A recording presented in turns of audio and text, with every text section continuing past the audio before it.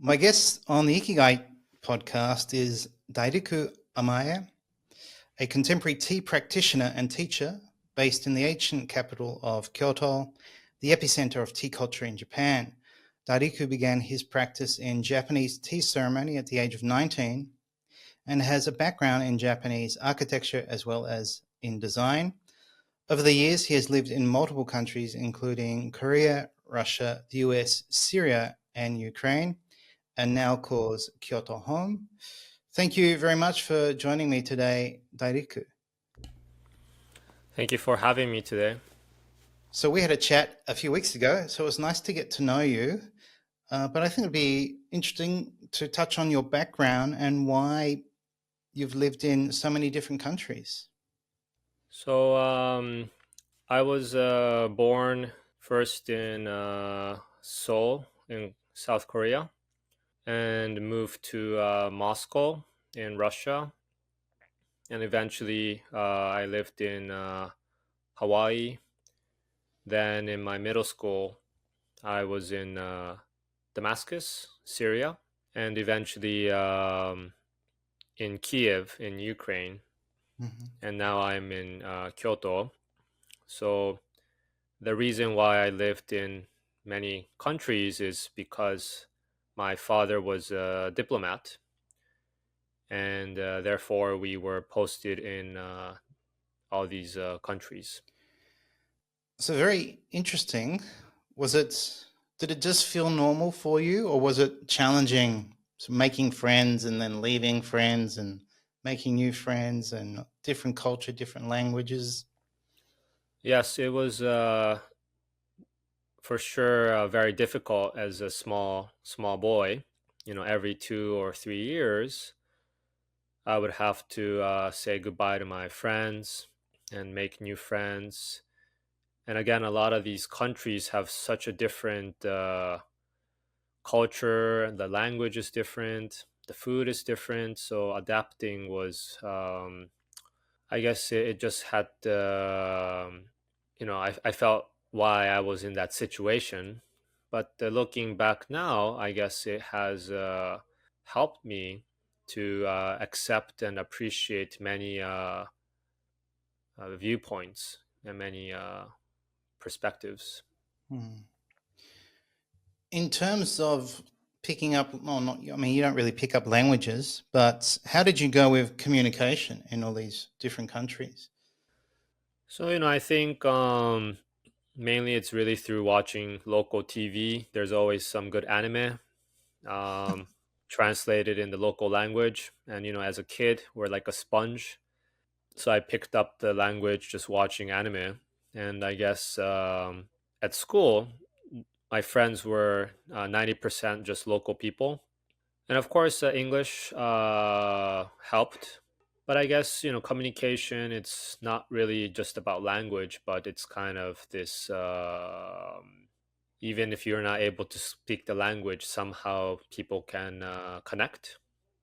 And Sure. yeah, I was able to, I guess, connect through not just the language. And what about language at home? Was that Japanese? Yes, was my parents were Japanese, so even if I never really went to a Japanese school, I never formally studied Japanese, but just talking with my parents, and I have brothers, so I just kind of spoke Japanese with them. I see. So quite an interesting childhood and teenagehood. And then you returned to Japan when you were 19. Is that correct? Or was it before you were 19? So I was back in Japan end of high school, so kind of 17, yeah, a little bit before university. And so then, obviously, something drew you to study tea and become a chajin or a tea practitioner. So, yeah, would you like to share how that came about? As I mentioned, since I was outside Japan for such a long time, I was naturally curious about my own roots. and what does it mean to be Japanese, and what is Japanese culture. And at the beginning, I was interested in architecture, so that's what I studied in university. And I was drawn to more traditional architecture, using wood and carpentry, and of course the temple and shrines. And I thought Kyoto is the best place to study traditional architecture. And in particular, I was drawn to the tea room, which is kind of a very small structure. It was Hmm. not considered even architecture formally because it's such a small and fragile building. But I noticed many contemporary architects, Japanese architects, would actually design a tea room, using modern material. So I just wanted to know more about what is a Japanese tea ceremony. So then I started looking for a teacher and eventually found my current teacher or master. So, with architecture and I think other cultural practices or arts or crafts, including tea, there's the concept of ma. Was that something you studied, or is that something more intuitive that Japanese just sort of grow up with, or is it a combination of both? I feel in my case, this idea of ma was through my architecture studies. So I guess we can translate it as a negative space or this kind of in between space. And typically, we have something called the engawa. Engawa is this in between inside and outside. It's kind of like a balcony, but it's kind of this ma or in between space between the garden and the inside. Unfortunately, I think now Japanese people do not really get to sense ma because everything is quite modern, and not a lot of Japanese people practice traditional arts. But ma is also important in calligraphy or painting. Even in traditional theater, we use ma. Hmm. So I think originally it was taught through really practicing the arts. Yeah, it's a fascinating concept, and it probably took me a while to appreciate the idea of negative space, this idea of room, and how it's intentionally used in architecture, and I guess in these other crafts. And it's something I feel we probably need in today's chaotic world with so much distraction and we're overstimulated. So I love this idea of ma, and I guess also that other related concept of yutori, which is I guess that's more psychological. But I guess these are really important elements to not only the tea room but the practice of tea, which we'll probably talk about later. But what do you think drew you specifically to tea? Because there's so much about Japanese culture you could have explored. Why do you think it was tea? In my case, because the tea, a Japanese way of tea is especially connected to the architecture, and it has helped me understand the design process. And often Japanese design is known to be simple or minimal, and that kind of comes from this so-called tea practice. And in general, we say Japanese tea ceremony covers all other arts, including flowers, calligraphy, gardening, cuisine. So I thought for me it's nice as a university student that I could see everything in one go and not just kind of be specialized in just flower or be specialized in calligraphy and touching all aspects. I think it's more holistic.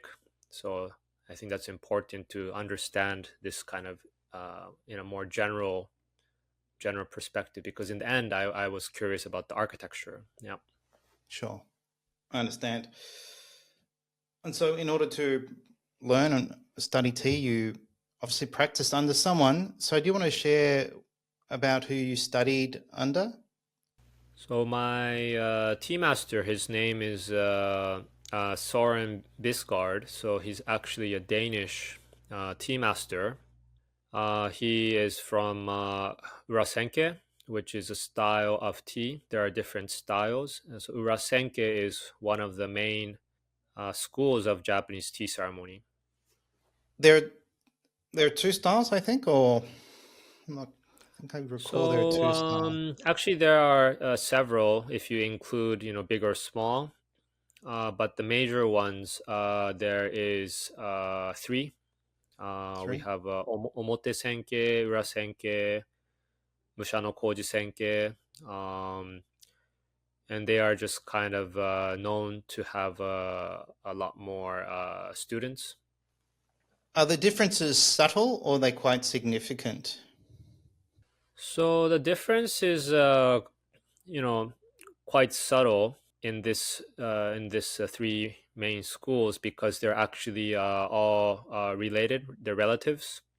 But if we look at other tea schools, which could be even called the samurai way of tea, then it's a completely different in the gestures and how the tea room is, and but of course, in the end, any type of school would Mhm. use matcha for the tea.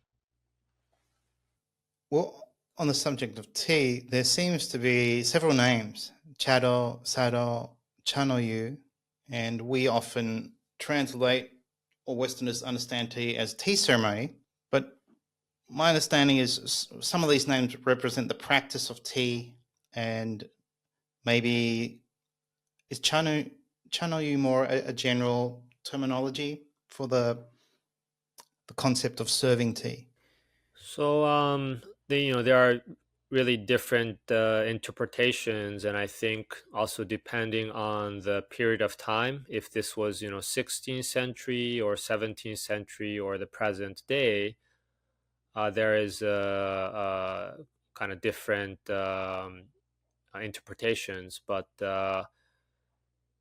I think the basic one we use is called sado, and or chado. So cha means tea, and do means way, and together it means a way of tea. As we also have a shodo, and sho means calligraphy, so that's way of calligraphy. We have kado, which is a way of flower. So all this is basically it's a way of life revolving around that particular aesthetic. And chado is in my case, my life revolves around the tea aesthetics, which is to enjoy the subtle and simple Mhm. beauty of things. Lovely. There is something fascinating about this idea of putting so much effort and care into serving tea, and you, as the host, don't drink tea when you're performing a ceremony or a tea gathering. So that's that's quite unique. So, how do you think of tea? Because I did speak to another tea practitioner, and he sort of didn't like the idea of tea ceremony. I think he called it tea gathering. So, if you're trying to articulate it in English, what would you call it? So I think this word tea ceremony is it was just first used by Okakura Kakuzo. He's an important figure who described Japanese culture to the Western audience. But we can call it tea gathering. Sometimes I would call it tea ritual.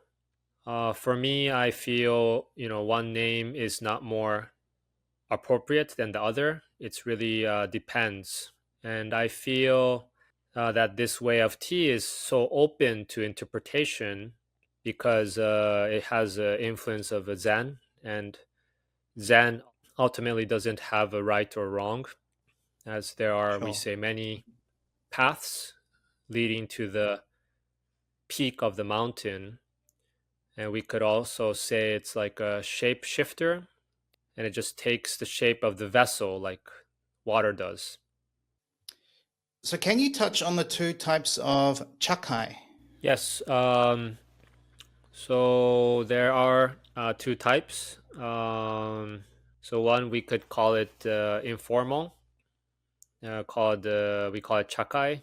Cha is again tea. Kai means kind of gathering or meeting. The second type is the more so-called formal tea gathering, which is called chaji. And cha is again tea. Ji is more of the event. Yeah. Mhm.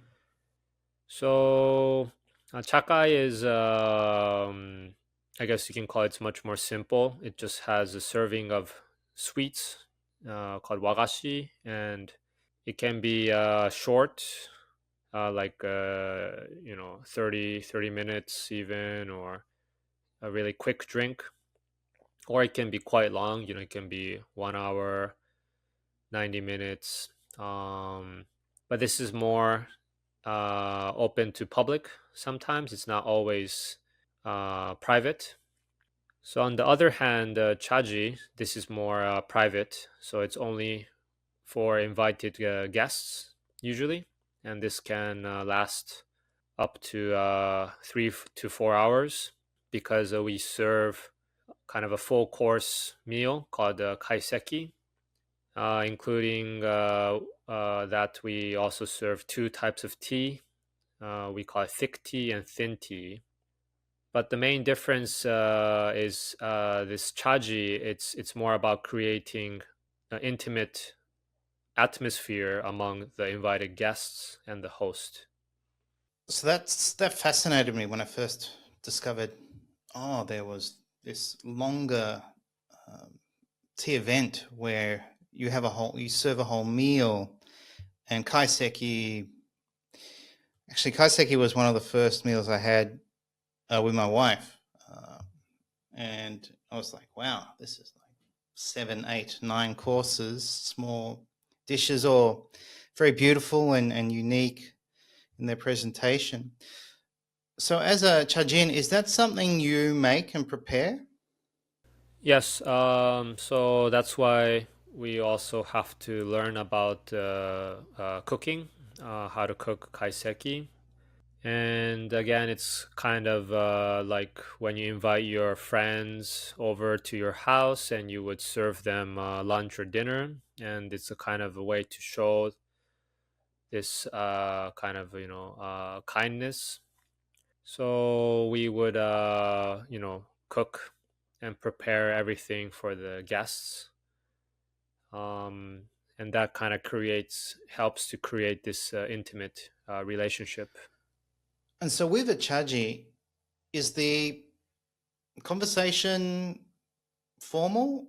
I mean, it's such a long time, or is it more casual as you're progressing through the courses and eating?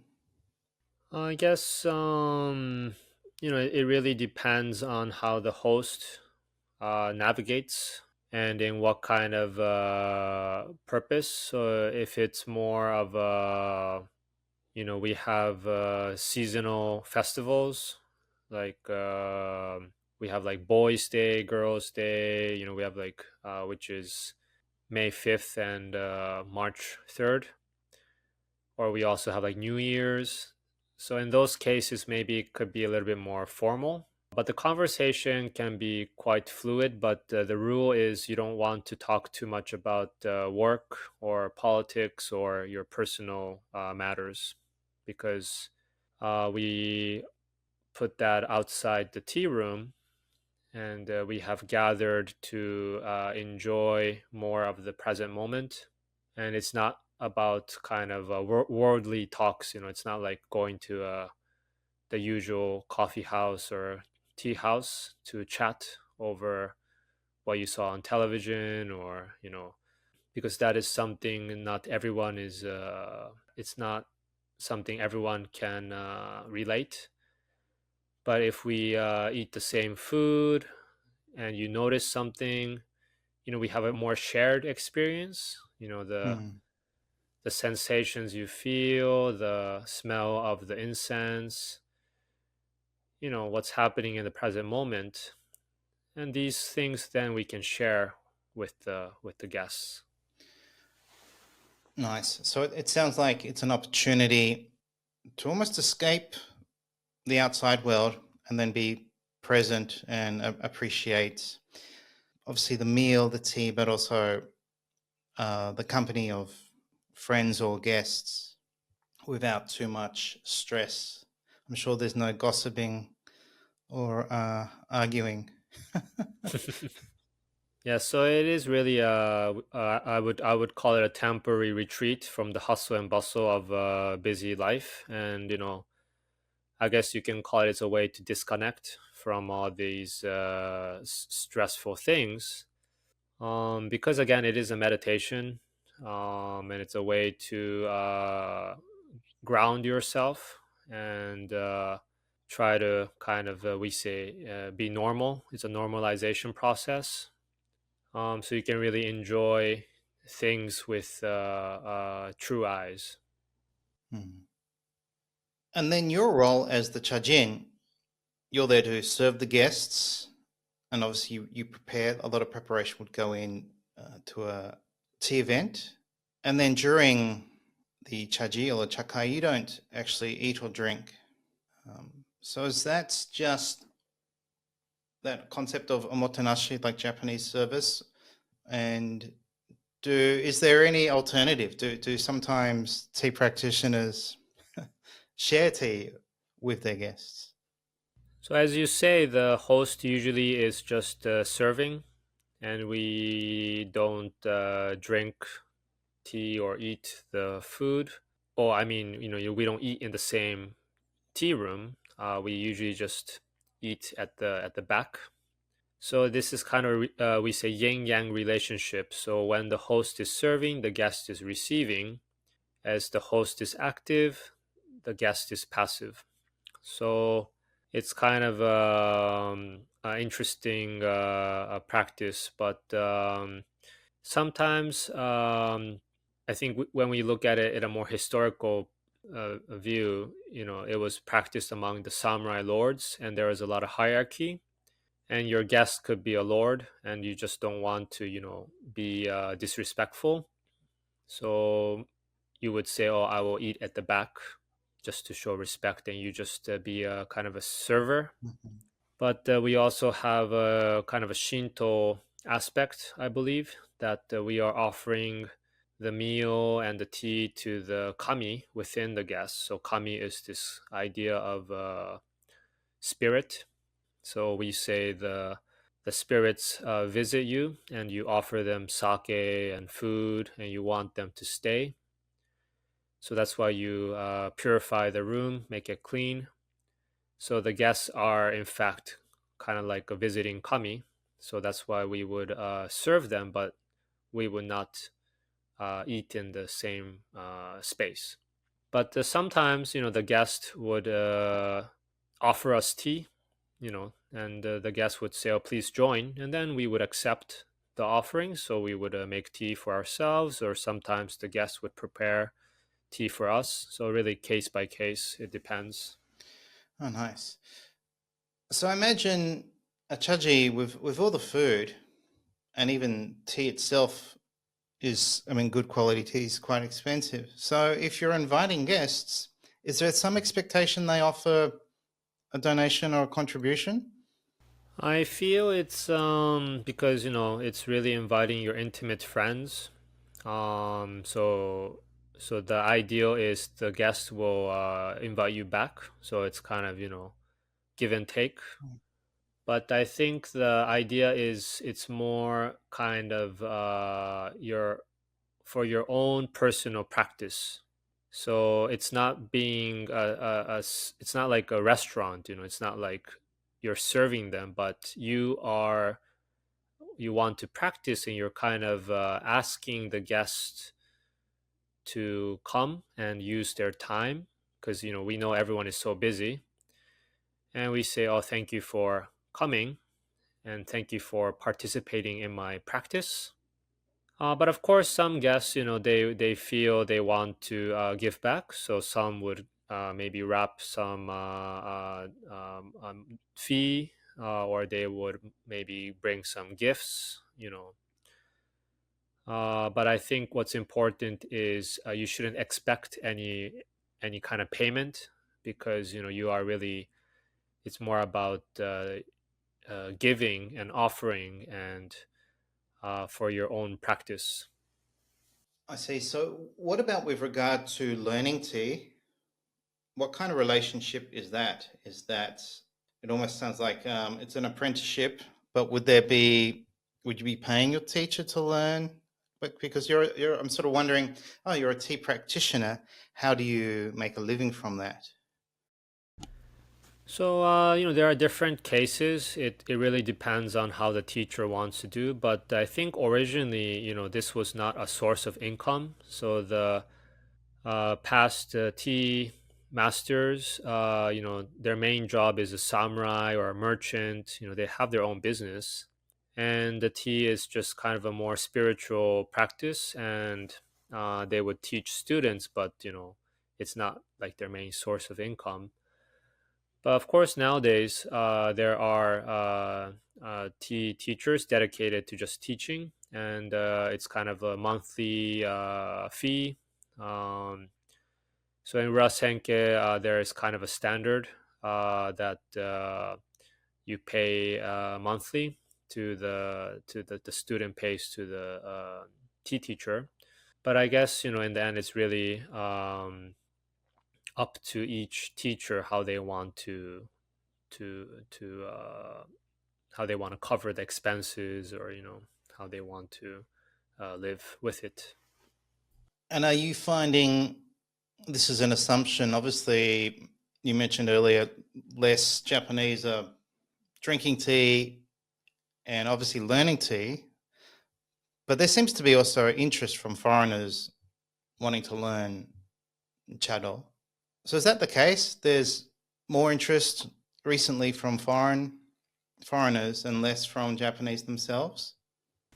So I'm not really sure about the actual numbers of Japanese students. So of course, the Japanese population in general is decreasing, and much of the tea students are elder people. In my grandmother's generation, it was very popular, but in my father's generation, not as much. But at least in Kyoto, we have a lot of universities, and usually they have a kind of after school tea club. So they have, at least one big university has like 300 tea students. I think that's a big number. But of course, when they graduate and once they start working in Tokyo, maybe they might not continue. So there is growing interest abroad, and Urasenke always has branches outside in different countries. So I don't know if that's increasing, but for sure there are more people drinking matcha now, and the interest for matcha tea is growing. But I think that doesn't mean there's interest in this so-called Japanese way of tea, or tea ceremony. Yeah. No, I can get I think it's a chai matcha latte at my local cafes. Not sure of the quality of the actual matcha, but I do recall a previous podcast guest sharing with me that uh, girls would learn, was it the Golden Triangle or something? They would learn Chado, Shodo, and Kado, like Yes. calligraphy, Yep. flower arrangement, and tea ceremony. And I think I told you when we spoke, my father makes matcha jawan, so tea ceremony bowls, Yeah. and I think in the 70s and 80s, lots of demand, but now like very little demand, and they've had to focus on making different cups like Unomi and even cups for export to China because it's not a thing every young girl does now anymore. Yeah.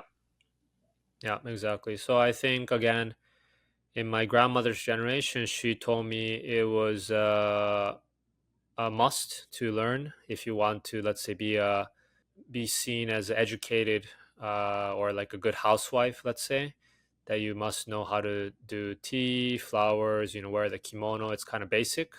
But I think now the that kind of standard has disappeared, which I feel is is okay. I mean, it's a trend. It changes, and I think now, post pandemic, people are more interested in the spirit and not about kind of manners or like how to wear kimono, but they're more interested in about this mindfulness practice and how it makes one present. On that theme of being present or spirit, there is a Yoji Jukugo, so a four character word that articulates, I guess, the principles of tea. And I remember reading this in a book and then first thinking, oh, this is hard to say. So it's Wakkei Seijaku. And this is a really important principle of tea. So would you like to touch on it? Yes, so we often say there are four principles of Chanoyu. So we say wa. Wa means harmony. Kei means respect. Sei means purity. Jaku means tranquility. So wa, kei, sei, jaku. So wa, this idea of harmony is originally, there are different interpretations, but one could say it comes from Taoism, and Taoism is about being in harmony with nature. They practice in the mountains. But when we say being in harmony with nature, it doesn't mean human versus nature, but it's also your inner nature. Then next is K, respect. So this is kind of Confucian. Confucian is about, we say respect the elders. So we always bow in Japan. So why do we respect elders? Is because we assume they have more wisdom. So this is bowing to wisdom. Mm-hmm. So when you feel you have learned something from someone, we bow to say thank you. So we can even bow to object if we feel you learned something from the object. So we would even bow to a flower. We would bow to the utensils because there's so much wisdom in that. The material and the time it took to make it. A lot of knowledge is there, so we would even bow to the utensils. So this is K. Next is Sei. This is purity. So this comes from Shinto. Shinto is our local religion, more kind of nature worship. And if you go to the shrine, you often see in the morning they're sweeping and cleaning. So and using water to cleanse your hands and mouth. So this is to purify your heart, your mind and heart from worldly dust. So we're always purifying utensils and cleaning in the tea room. Finally, there's Jaku. Jaku is tranquility. This is kind of a Buddhism, and often can be translated as awareness, or maybe you can say enlightenment. But when you have this wa kei sei, naturally you become aware. So this is kind of the four principles often used to describe Chanoyu. But of course, it's not just about the tea, but life in general. You can apply this to all aspects of your daily life. And that was my next question. Has the practice of tea and deeply understanding this concept, all these concepts of Wakkei Seijaku, does that really seep into other areas of your life? And does it help you stay grounded and stay I guess, having appreciation and more thoughtful and considerate in a sometimes very chaotic and crazy world? So I can only talk from experience, but a very interesting thing that happened to me is I was having just ice cream at 7-Eleven, and the it would always come with kind of a plastic spoon. So I was just eating my ice cream from the cup and just using the plastic spoon. But I was holding it in a way I would do with my tea utensils. So I was kind of carefully holding this plastic spoon. And for the first time, I realized how it was well made. Very good design. So, Uh, I noticed, well, there must have been a lot of prototypes, and there must have been a lot of trial and error, and they came up with this plastic spoon which doesn't break so easily, and it's easy to scoop my ice cream.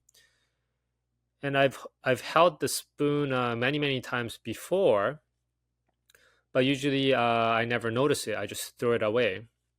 And there are so many of these subtle things we don't notice, but that is where there is a lot of beauty, and there's actually a lot of wisdom. And by practicing the tea ceremony, you start to become aware of these things, these insignificant things in life. But these insignificant things are equally important. Something maybe somewhat related to that, and something I know you wanted to talk about, is this idea of non-verbal communication, which I'm sure requires this presence and this inner peace, I think, this urge not to talk or say or repeat yourself, which is so common, I guess, in Western cultures. I think I worked out that in the West we say these uncomfortable silences, but I think in Japan there are these comfortable silences, which I'm beginning to really enjoy, which I try to remind myself when I'm here in Australia.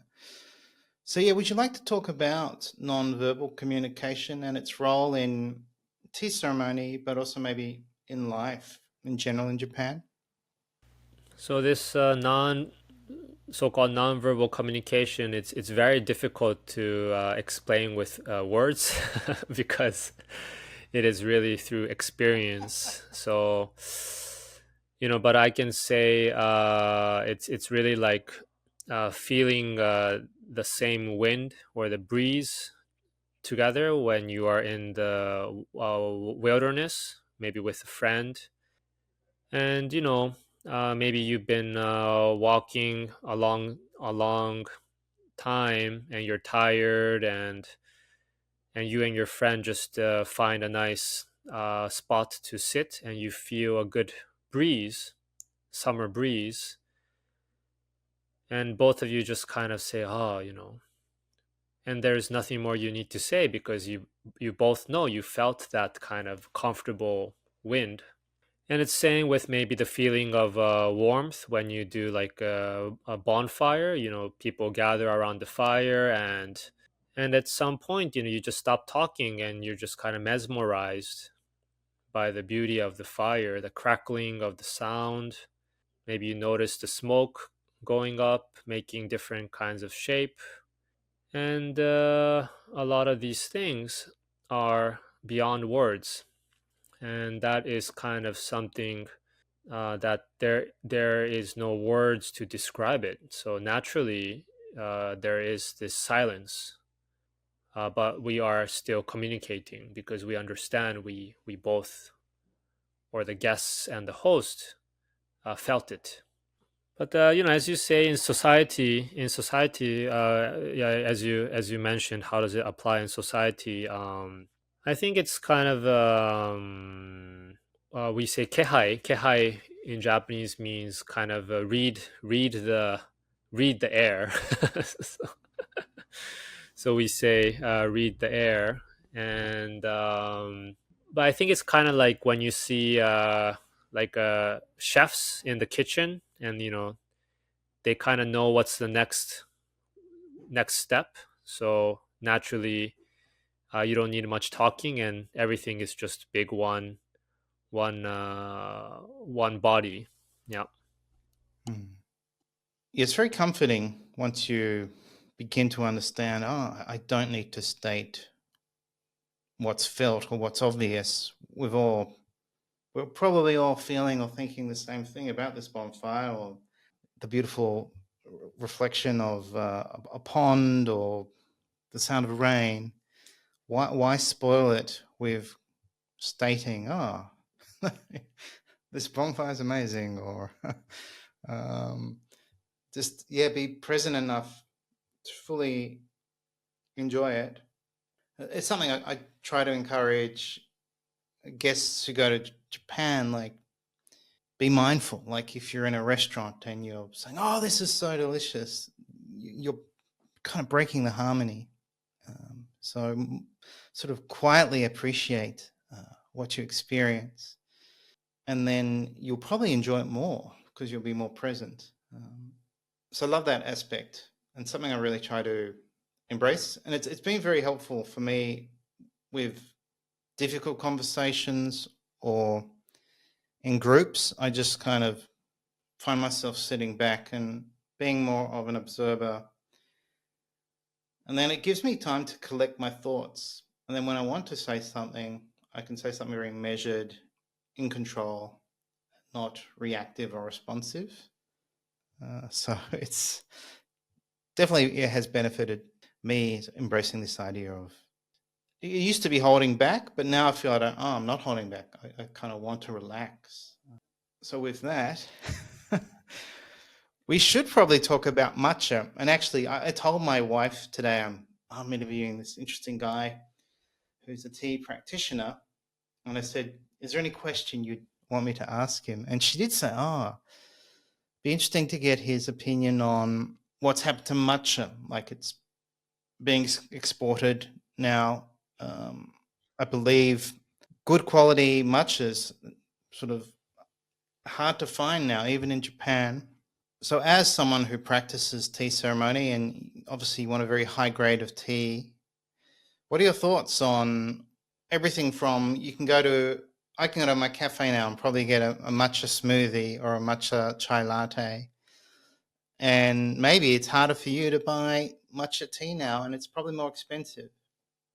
Yes, as you say, there is a growing global demand for matcha, in particular, and even high quality matcha that we use for the tea gatherings. It's being taken, I guess.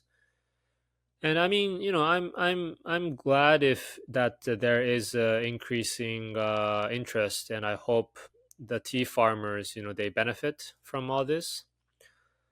But I think there is a lack of understanding how to enjoy it, because it's just consumed maybe with sweeteners and mixing into it's a flavor basically, and you really don't need such high quality matcha for a matcha latte, let's say, Mm. because these tea farmers are trying so hard to make tea which you can enjoy it with just hot water, just straight, and just to enjoy it as it is.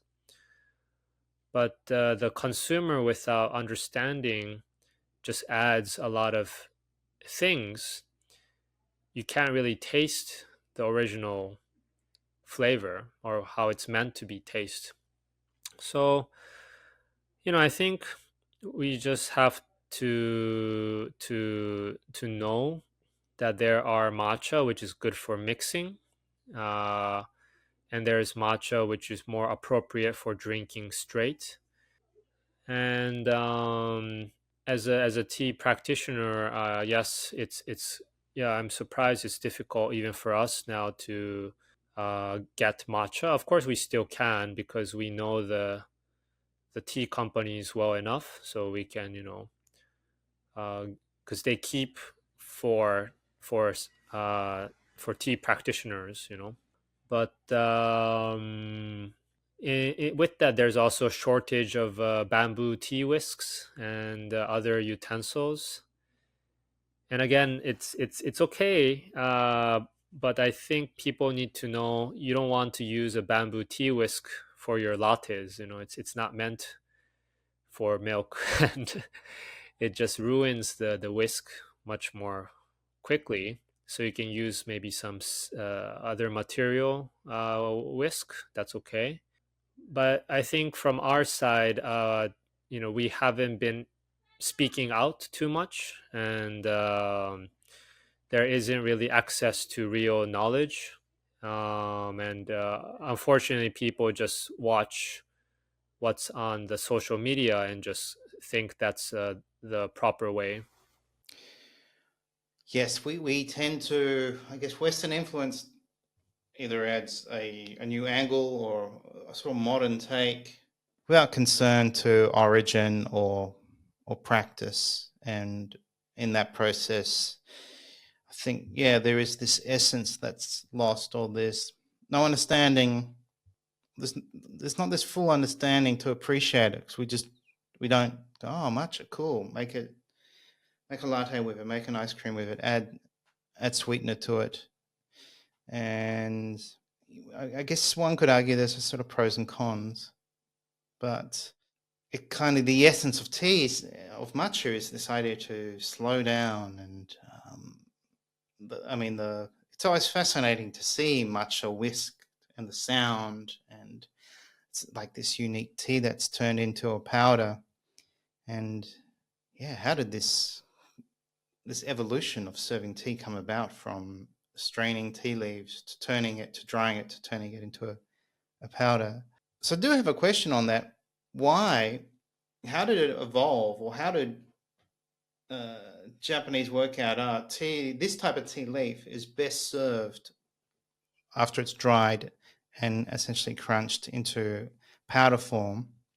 What's the history behind that? So, there are ancient records, but again, tea itself is not a native plant to Japan. It's a type of camellia. It's called Camellia sinensis.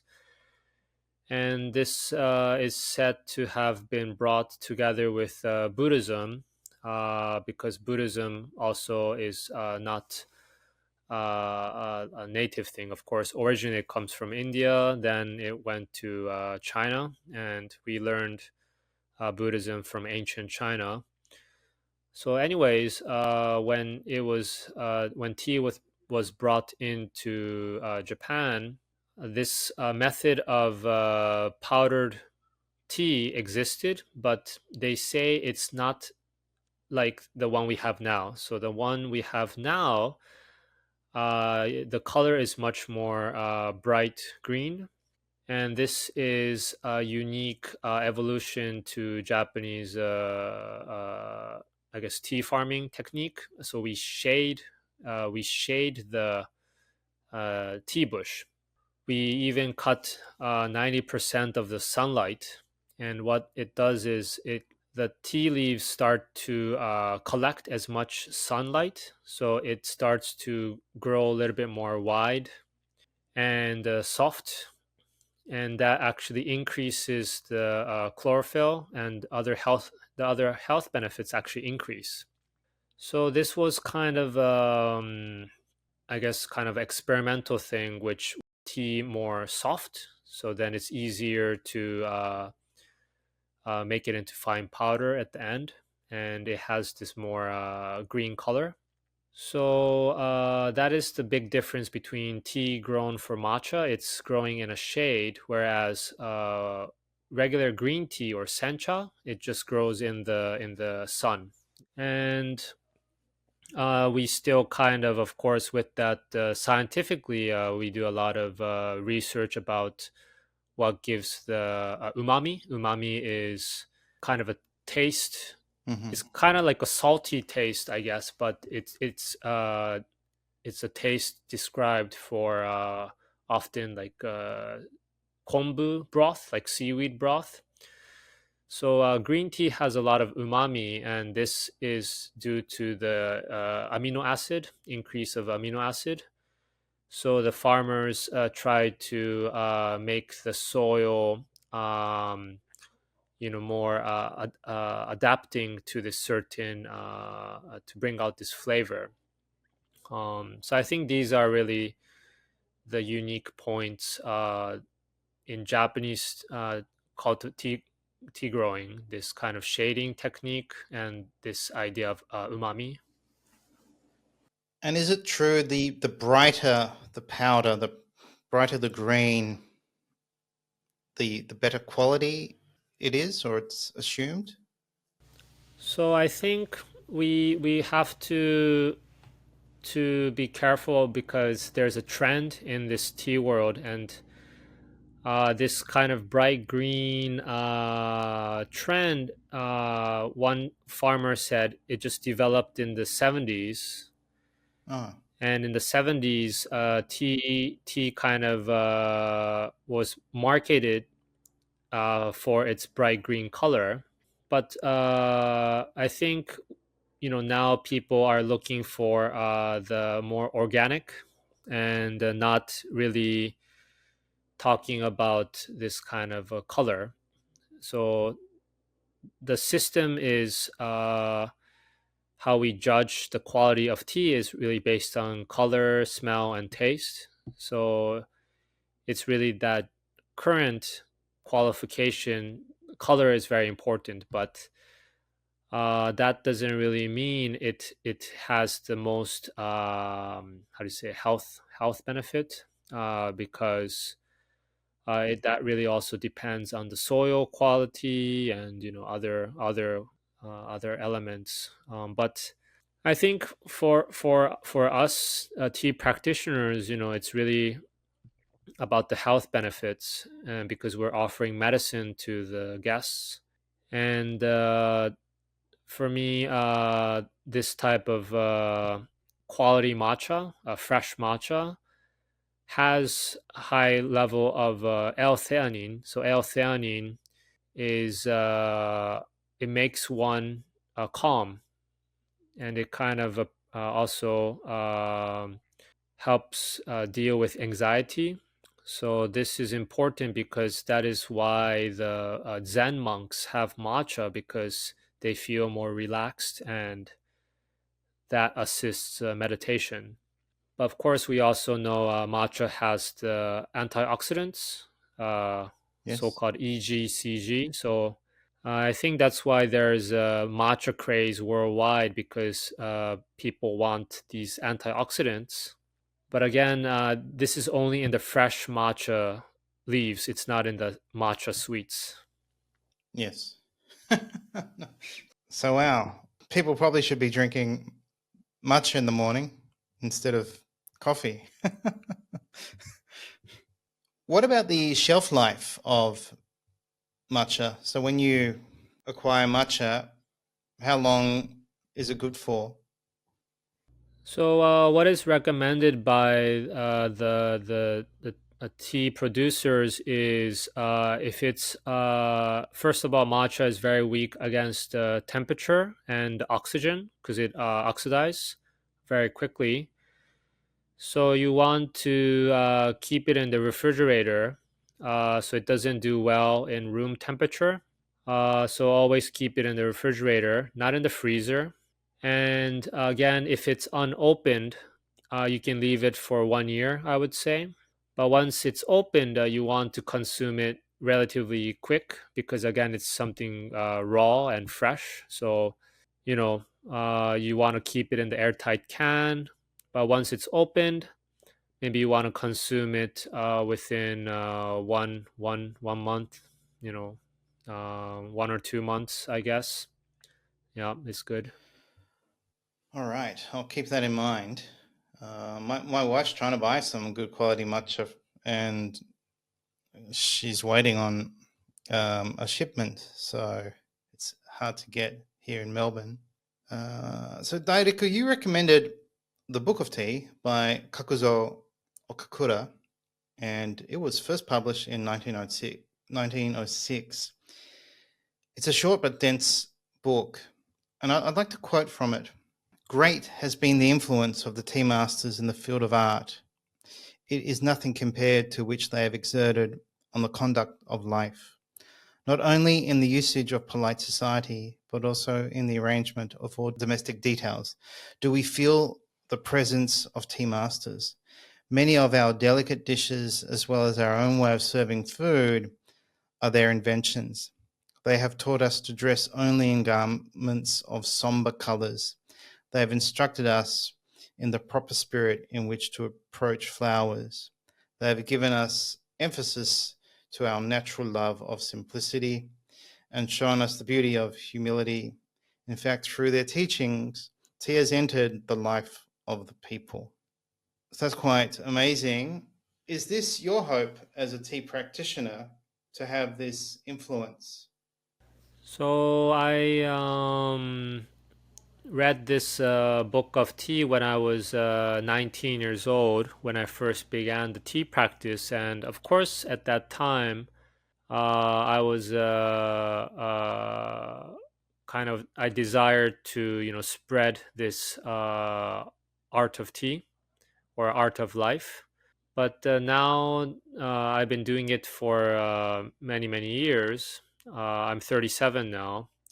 And I think for me, it's not really about spreading it, but just setting a good example and just kind of doing what is for me right, and not trying to over exaggerate things. And I think if people are interested, they can come and experience. But I feel I shouldn't try to be like a preaching, you Mm-hmm. know. So yes, that is my my current thought. And what do you hope that people will get out of the experience of tea?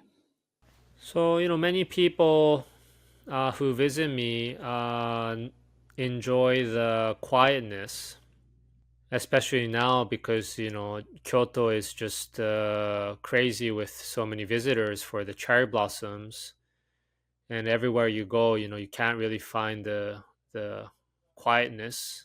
But when they come, they really feel this. They feel maybe safe, and that they feel there is. It's okay to be as they like. There's no need to act. And I usually call it the state of happy boring. So you're kind of bored but happy, and there's no need to expect anything. There's no need to desire anything. And again, just to be present and enjoy a simple cup of tea. So, as you know, this podcast deals with ikigai, and there's this irony to the concept of ikigai in that Japanese really don't mention the word that often. It's usually something very private. They probably don't even really think about it that much. And then in the West, it's become very popular and sort of associated to finding your one life purpose or your dream job or your bliss. Yet it's also a concept of study in Japan, and there are many papers that measure ikigai and describe it, and they try to understand it in the context of the elderly, university students. So it is also an area of research and study. And I'm writing a second book on ikigai, and I asked about 30 Japanese to share, what their ikigai is, knowing it's a little bit of an unusual question. So I got some people saying, "Oh, I really can't answer it," to some people finding it very easy to answer. And actually, one man said, "Oh, it's learning tea." I really enjoy the time I spend learning tea, and now my son's also joining me to learn tea as well. So it's it sounded like a very important source of ikigai to him. You've been doing this for a long time, and so my question is, do you think one can experience ikigai in a bowl of tea? Yes, so as you mentioned, the word ikigai, I don't come across it so much in Japanese language. So from my perspective, it's kind of it's not it doesn't have a clear definition, but because ikiru means to live, like you feel alive. That's how I would interpret. And for me, this idea of you feel alive is basically, same as being aware and being present. Because I think, when we are maybe doing something which is not with enjoyment, let's say, or it's not really you don't want to do it. But I think, I don't know if you can feel ikigai in a bowl of tea, but we say, putting aside all expectations and you know putting aside all desires and just kind of feeling yourself. How do you feel? And it's, I think, time to self contemplate and self reflect. So it's kind of a very personal time. It's not to chat about worldly things. And I think giving that moment to yourself, one can feel that you are alive, and maybe helps you feel ikigai. You know, but I guess this is very very difficult because the word is so catchy, just like the word Zen is catchy. Yeah. And it kind of has so many assumptions what it is, and that creates expectations, and that's why we say it's difficult to transmit this, because people, their mind is already full of ideas of what this is. So first, that's why we say empty your cup. You first have to empty all pre-assumptions, and then you can really enjoy the tea as it is. Yeah, that reminds me of the concept of beginner mind, to go back to that state where you were open to learning, but also you had the desire to learn, and there's no assumption now that I know enough. I don't really need to learn this again. And so I guess that takes awareness, like I'm going to put aside my assumptions, what I know, and be present to learn again. And so, speaking of learning, would you like to tell us about Totosha? Is that correct? So I imagine that's a place of learning. Yes, Totosha is the name of my tea house, and it is a place to learn and to experience. So it's where I teach my students about what we were kind of talking about.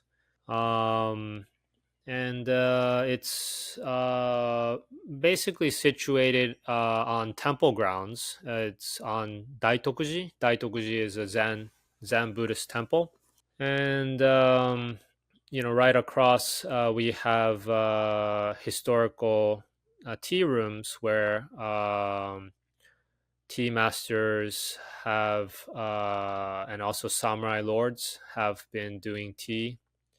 So I've been here since 2013, and it's also a place for my own practice. But it's basically open to anyone who is curious. Well, I'm curious, so I'll definitely like to meet you and maybe experience tea at Totosha. Another word that just came to mind was ibasho. So would Totosha or even a chashitsu be like an ibasho for you, where you can just be yourself? Yes, ibasho is. I think for me, the tea room is ibasho for the tea practitioner.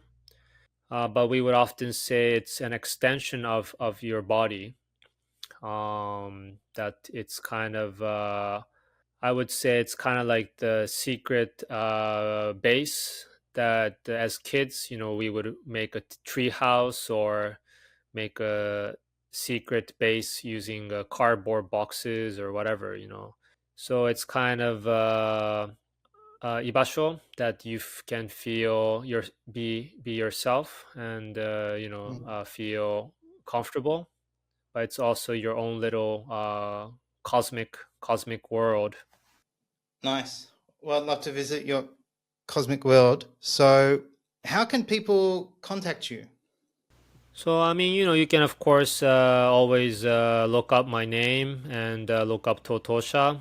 I mean, I don't have a web page or anything, so somehow people who are searching find me.